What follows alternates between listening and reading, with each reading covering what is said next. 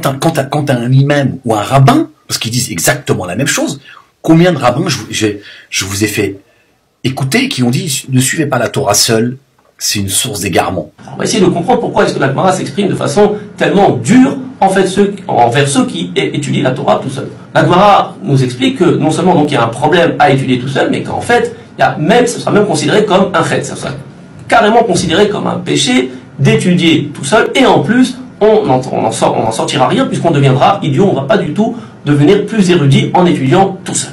C'est ce que disent les mosquées aujourd'hui. Combien de personnes ont appelé les mosquées, ils ont dit oui, si vous dissociez la sunna du Coran, kharat alaykum. Si vous suivez que le Coran, vous allez vous perdre. Celui qui interprète le Coran selon son avis individuel, n'a plus qu'à attendre sa place en enfer. Donc c'est le rôle des ulama à chaque époque de proposer des interprétations qui tient compte de ce que les anciens ont dit. Après ils vont t'expliquer du genre, tu vois, c'est trop lourd et tout.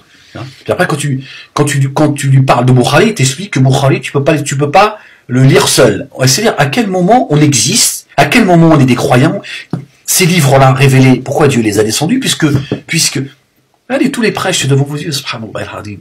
Moi, j'ai toute une vie dans le musulmanisme. Dans les mosquées, c'est toujours Mohammed il a dit, Mohammed il a fait, Mohammed.